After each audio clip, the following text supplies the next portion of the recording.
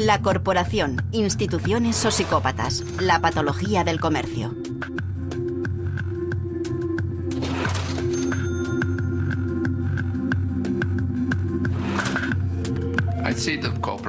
Yo veo a la corporación como una pieza más de un rompecabezas llamado sociedad. Si quitas esa pieza, la imagen es incompleta, pero al mismo tiempo, si esa es la única pieza, mal asunto.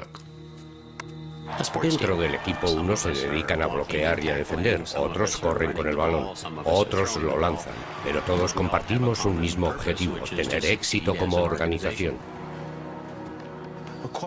Una corporación es como una unidad familiar. Las personas que integran una corporación trabajan juntas por una meta común. Es igual que el sistema telefónico, que llega a todas partes. Es extremadamente poderoso y es muy difícil escapar de él. Transforma la vida de la gente y creo que en general para mejor. Una corporación es un colectivo de personas que intenta tirar en la misma dirección. El águila vuela alto, tiene buena vista, es competitiva, está preparada para atacar, pero no es un buitre. Noble, visionaria, majestuosa, la gente cree en ella y se siente inspirada por ella. Y crea un impulso tan grande que se eleva. Creo que ese podría ser un buen lema para una campaña con principios. Bien, chicos, basta de tonterías. Las corporaciones son creaciones artificiales. Podríamos decir que son monstruos que intentan devorar el máximo beneficio posible a expensas de cualquiera.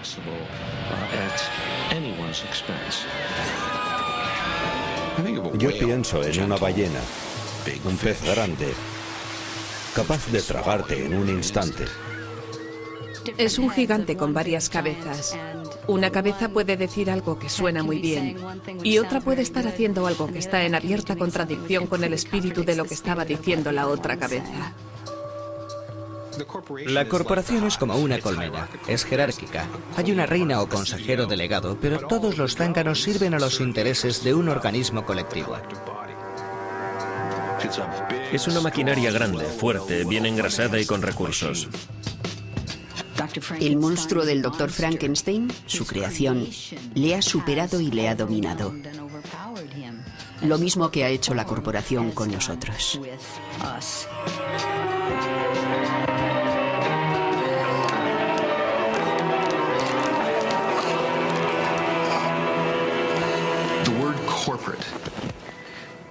La palabra corporación suele aparecer unida, casi en un sentido peyorativo, suele ir acompañada por la palabra agenda. Se oye hablar mucho de la agenda corporativa, como si fuera algo malo, como si su objetivo fuera dominar el mundo. Personalmente, yo no utilizo la palabra corporación. Empleo la palabra negocios. Empleo la palabra empresa. Empleo la expresión comunidad empresarial, porque creo que representa la idea que quiero expresar mucho mejor que si me limito a emplear la palabra corporación.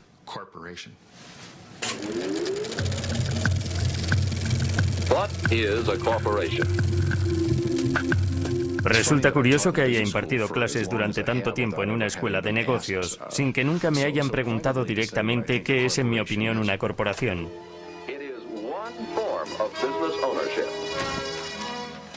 Es un grupo de individuos que trabajan juntos para conseguir una variedad de objetivos, el principal de los cuales es obtener unas ganancias grandes, crecientes, sostenibles y legales para las personas propietarias del negocio.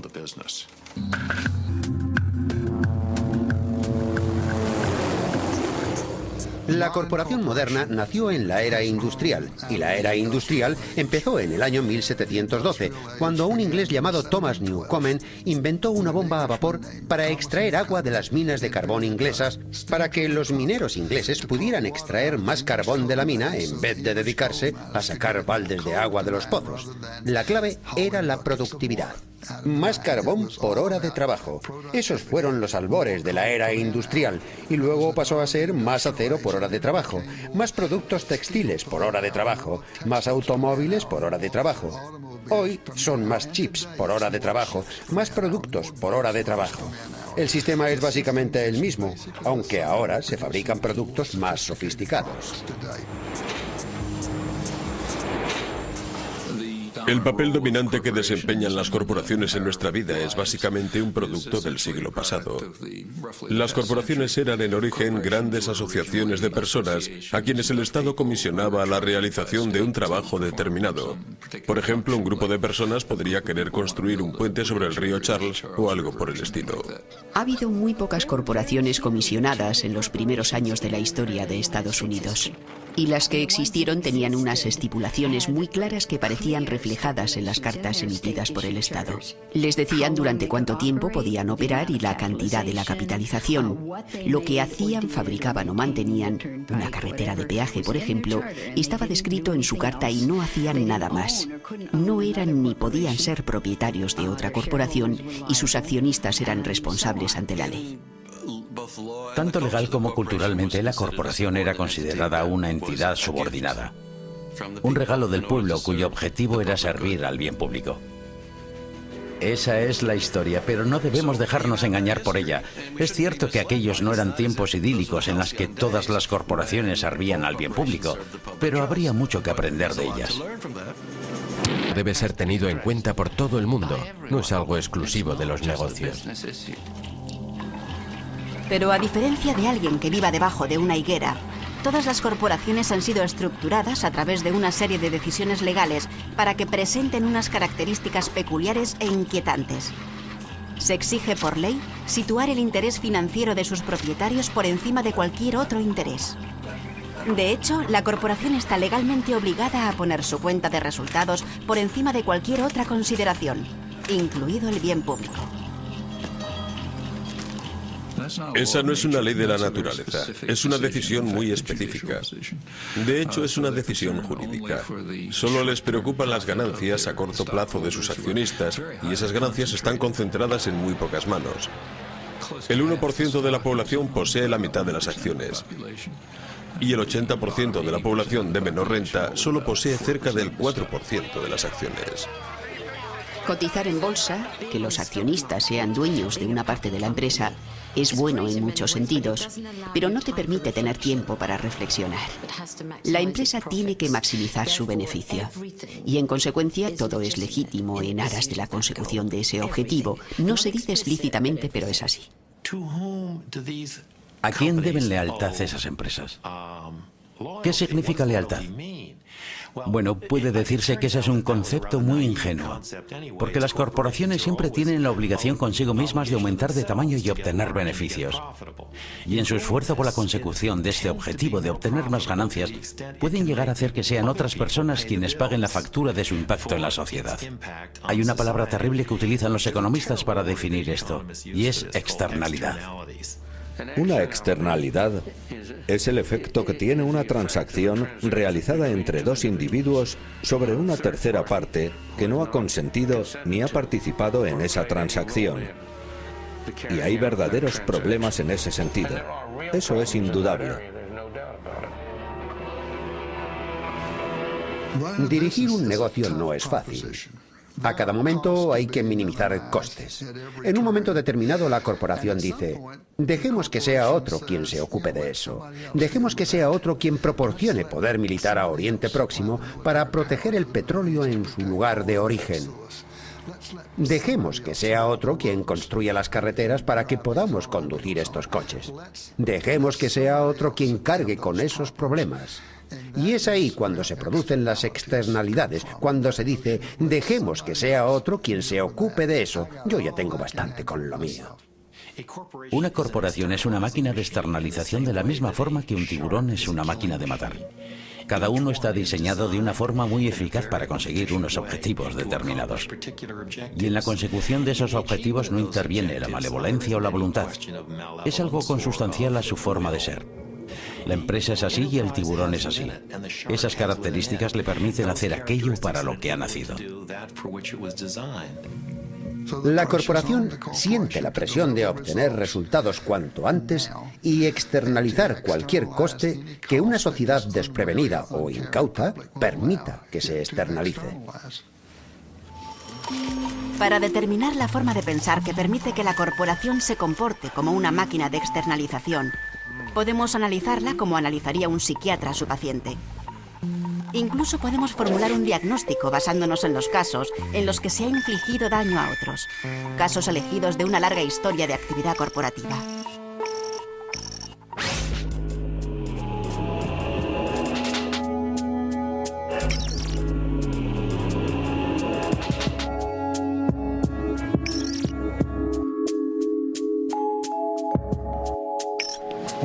Esta es la oficina del Comité Nacional de Trabajo, en la zona de la industria textil de Nueva York. Hola. Bienvenidos al Instituto Fraser. Me alegro de que hayan venido. Esta es la oficina.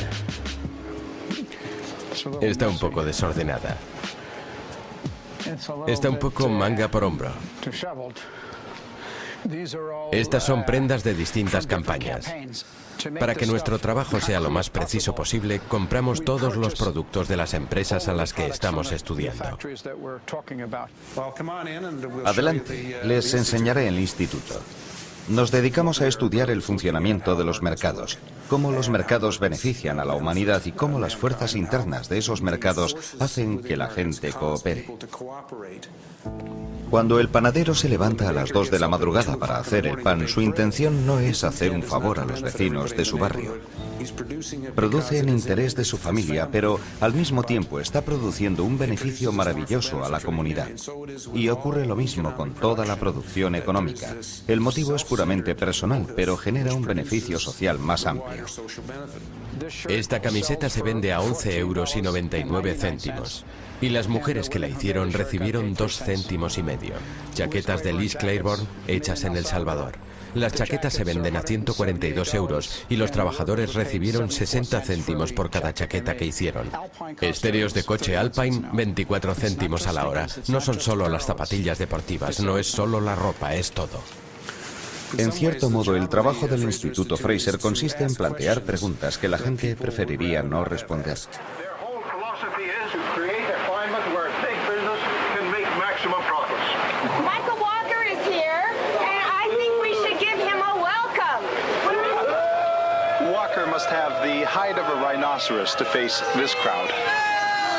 Y eso es lo que tenemos que hacer.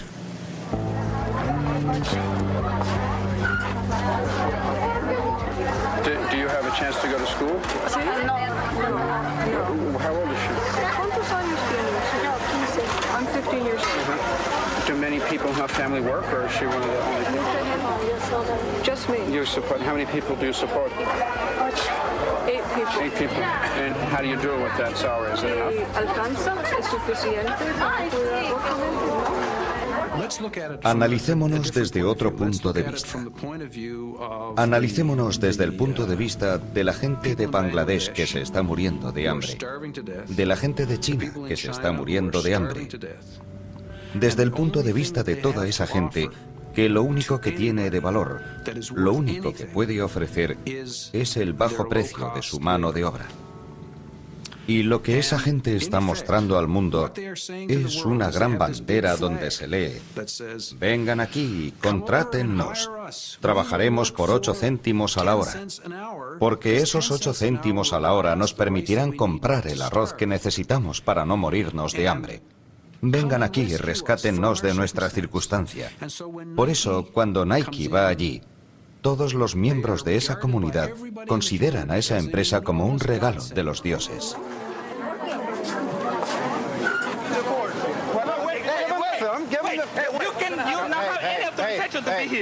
The door was wide open. No. That's my clothes. Those are my clothes. No, this is not your clothes.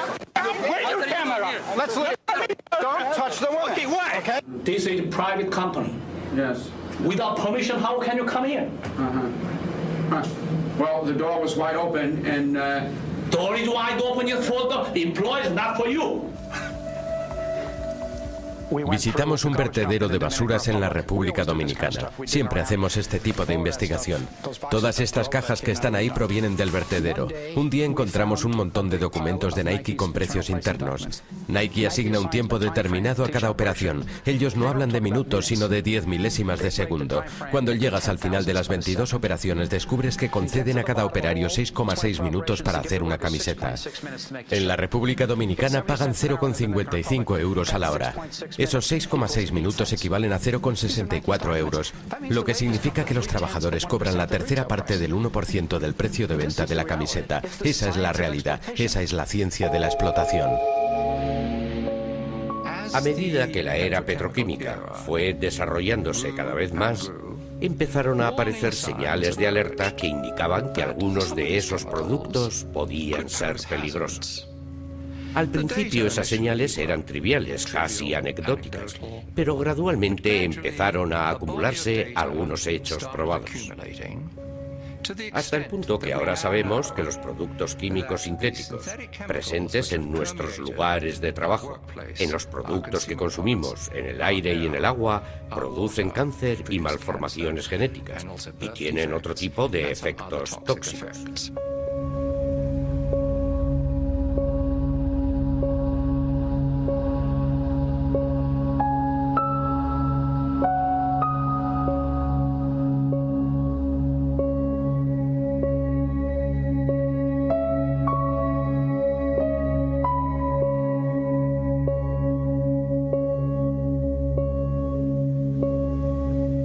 Lo que es más, la industria era consciente de todo esto, al menos la mayoría de las empresas lo eran, y han intentado trivializar estos riesgos.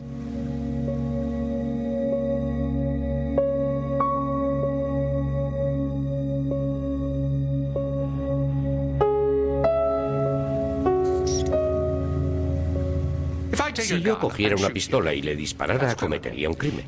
Si le expongo a algunos productos químicos sabiendo que van a matarle, ¿dónde está la diferencia? La diferencia es que tardará más en matarle. Ahora estamos en medio de una gran epidemia de cáncer, y no tengo ninguna duda. Y he documentado esta teoría, que la industria es en gran medida responsable de esta gran epidemia de cáncer, por culpa de la cual 1 de cada 2 hombres contrae cáncer a lo largo de su vida. Y 1 de cada 3 mujeres contrae cáncer a lo largo de su vida.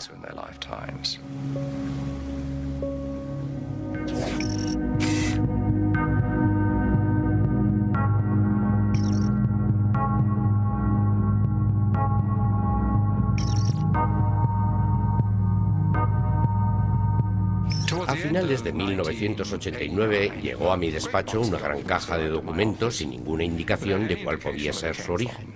La abrí y encontré todo un archivo completo de Monsanto, en el que destacaban unos expedientes relativos a unas pruebas toxicológicas realizadas con vacas a las que habían administrado RBGH. BST, trade name Posilac, is being used in more than a quarter of the dairy herds in the United States, according to Monsanto. The milk has been drunk by a large portion of the American population since the Food and Drug Administration declared it safe for both cows and humans 4 years ago. En aquel tiempo Monsanto decía, no hay ninguna prueba de que produzca efectos adversos. Nosotros no utilizamos antibióticos. Pero aquello demostraba bien a las claras que habían mentido descaradamente.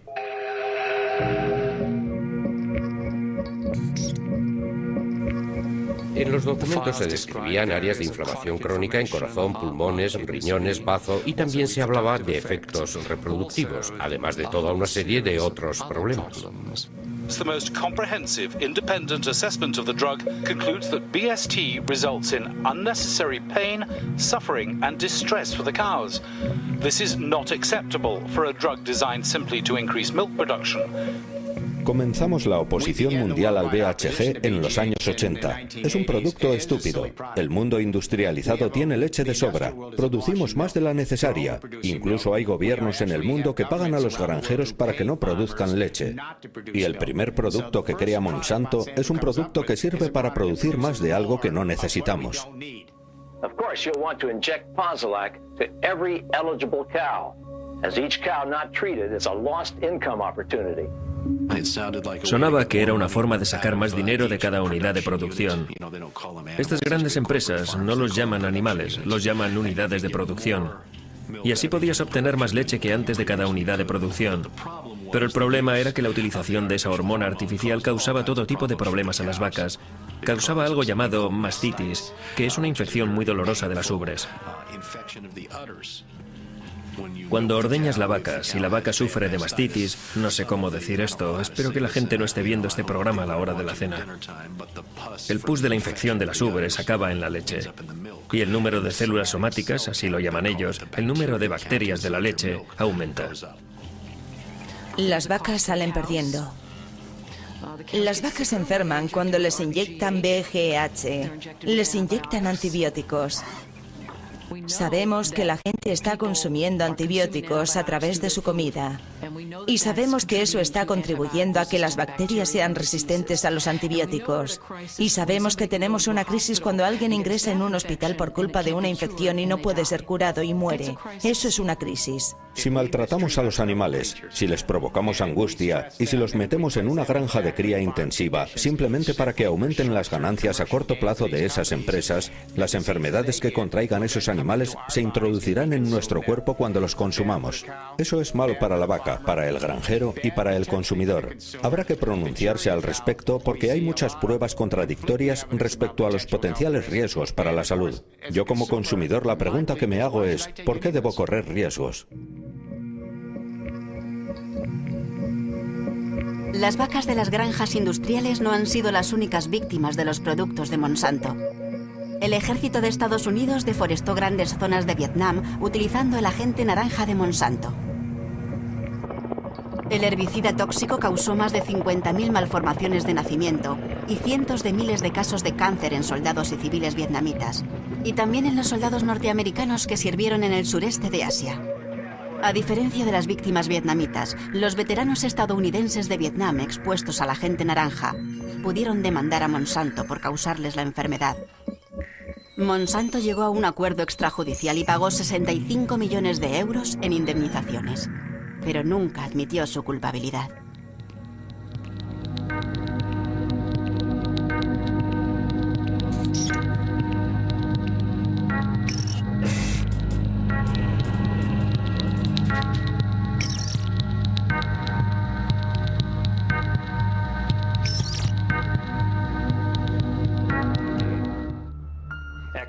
Exxon se declaró culpable del vertido del petrolero Valdez y fue condenada a pagar 100 millones de euros. General Electric fue declarada culpable de defraudar al gobierno federal y pagó 7,5 millones de euros. Chevron fue declarada culpable de violar leyes medioambientales y pagó 5 millones de euros de multa. Mitsubishi violó las leyes antimonopolio y pagó 1,4 millones de euros en multa. IBM fue culpable de exportaciones ilegales y pagó. Kodak violó las leyes medioambientales. La compañía farmacéutica Pfizer violó las leyes antimonopolio.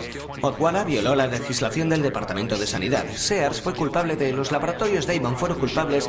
Blue Cross Blue Shield fue culpable de...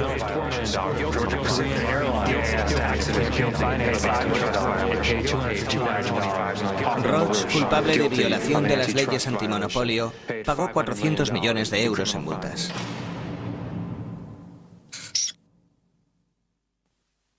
Una y otra vez nos enfrentamos al problema de que cumplir la ley o no cumplirla es una cuestión de interés económico.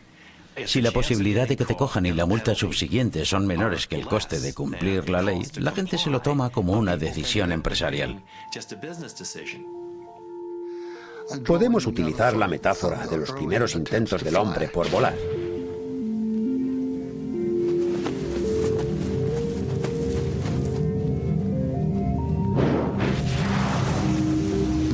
Un hombre se sube a un acantilado muy alto y se lanza al vacío con su aeroplano agitando las alas. El viento le da en la cara y el pobre hombre cree que está volando, pero lo cierto es que está en caída libre.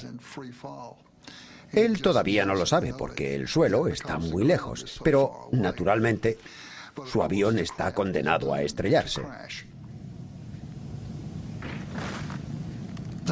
Ese es el camino que lleva a nuestra civilización.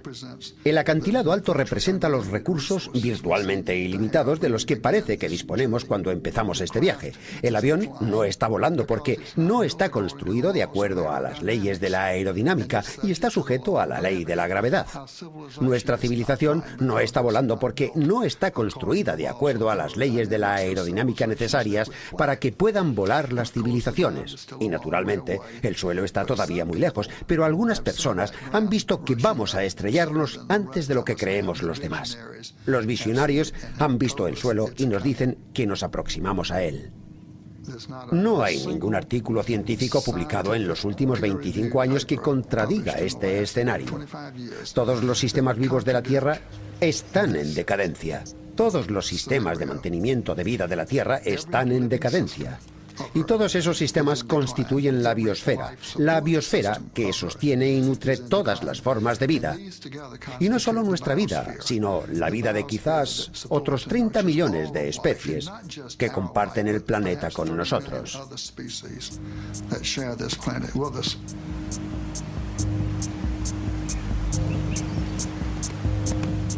Pensemos en la típica empresa del siglo XX. Extractiva, despilfarradora de recursos, abusiva, lineal en todos sus procesos, robándole cosas a la Tierra, produciendo, generando residuos, enviando esos productos de nuevo a la biosfera y devolviendo los residuos a un vertedero.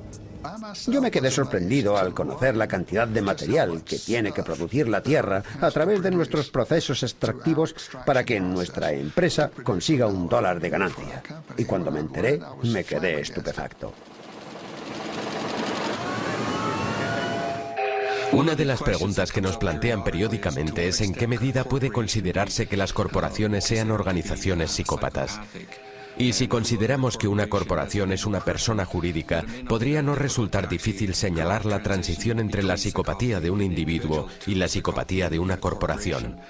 Podríamos analizar una a una las características que definen este desorden y ver cómo pueden aplicarse a las corporaciones.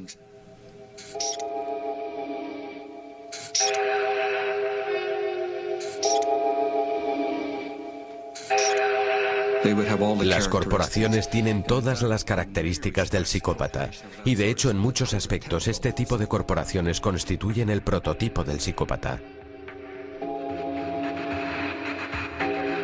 Si la institución dominante de nuestro tiempo ha sido creada a imagen y semejanza de un psicópata, ¿quién es el responsable moral de sus acciones? ¿Puede un edificio tener opiniones morales? ¿Responsabilidades sociales? Si un edificio no puede tener responsabilidad social, ¿qué significa decir que una corporación sí puede tenerla? Una corporación no es más que una estructura legal artificial, pero la gente que pertenece a ella, ya sean los accionistas, los ejecutivos o los empleados, sí tienen responsabilidades morales. Nadie puede negar que todos los seres humanos de verdad, de carne y hueso, no las corporaciones, sino esos seres humanos reales, son personas morales. Compartimos los mismos genes y somos más o menos parecidos, pero nuestra naturaleza, la humana, nos permite observar todo tipo de comportamientos. Cualquiera de nosotros, bajo determinadas circunstancias, puede ser el encargado de operar una cámara de gas o ser un santo. Eso depende de muchas variables. Si trabajas para una empresa que busca obtener beneficios en el sistema capitalista angloamericano, tu principal obligación es trabajar en defensa de los intereses económicos a largo plazo de los propietarios de la empresa. Inevitablemente, se producirán conflictos entre esa obligación y tus propios valores y compromisos.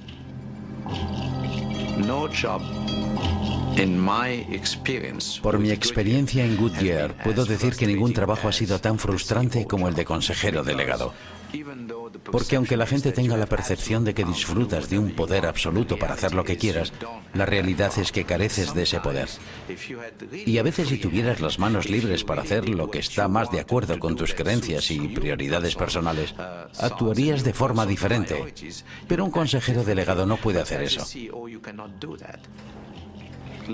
Los despidos se han convertido en una medida tan generalizada que la gente tiende a creer que los consejeros delegados toman esas decisiones sin tener en cuenta las implicaciones humanas de su decisión. Pero esa es una decisión que ningún consejero delegado toma a la ligera. Es una decisión muy dura, pero es una consecuencia del capitalismo moderno. Cuando analizas a una corporación, igual que cuando analizas a un tratante de esclavos, tienes que distinguir entre la institución y el individuo. La esclavitud, por ejemplo, u otras formas de tiranía, es consustancialmente monstruosa, pero los individuos que participan en ella pueden ser unas personas maravillosas, benevolentes, amables, cariñosas con sus hijos, incluso atentos con sus esclavos y bondadosos con los demás. Pueden ser bellísimas personas, pero en su papel institucional son monstruosos porque la institución es monstruosa. Y esa misma verdad se aplica aquí. Hace algunos años mi mujer y yo sufrimos una manifestación delante de nuestra casa. Se reunieron 25 personas y colgaron una gran pancarta en el tejado de nuestra casa en la que se leía "Asesino". La corporación no es una persona, no piensa, pero las personas que la integran sí piensan, y para ellas es legítimo crear tecnología Terminator. Para que los agricultores no puedan salvar sus semillas, semillas que se destruirán ellas mismas por culpa de un gen suicida. Semillas diseñadas para producir únicamente una cosecha por temporada. Es necesario tener una mente malvada para crear algo así. El simple hecho de pensar en esos términos representa una guerra contra la evolución, pero es evidente que a ellos lo que más les importa son los beneficios. The profit motive which drove FTSE to accomplish so much may bring out the evil as well as the good. Hi, I'm Michael Moore, the Roger and Me guy. I make over 6 figures a year. I guess you could say I'm doing pretty well. El hecho de que la mayoría de estas empresas estén dirigidas por hombres blancos ricos, significa que no tienen nada que ver con cómo es la mayoría del mundo. Porque la mayoría de los habitantes de este planeta no son un puñado de hombres blancos ricos. La mayoría de sus habitantes son personas de otros colores. Las mujeres son mayoría. Los pobres y los trabajadores conforman la mayoría de este planeta. Por eso, las decisiones que toman no están basadas en la realidad que existe en nuestro planeta. How much is enough? You know, how much is enough? If you are a billionaire, would it be okay just to be a half a billionaire? Wouldn't it be okay for your company to make a little less money if it meant... Cuando compré esos 2 billetes de avión a Indonesia para Phil Knight y para mí, yo estaba preparado para que me dijera, muy bien, vamos.